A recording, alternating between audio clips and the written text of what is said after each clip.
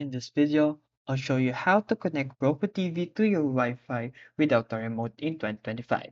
Make sure to like and subscribe. Step 1.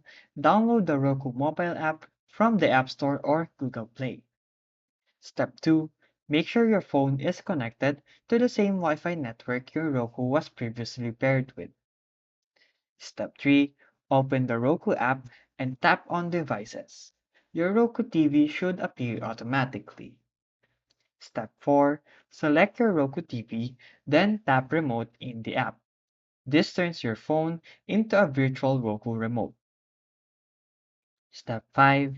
Use the virtual remote to navigate to Settings, then to Network, and then Set up Connection, and then Wireless. This lets you connect to your Wi-Fi. And that's it.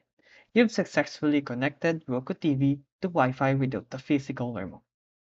Now, you can get your Roku TV back online even without the remote.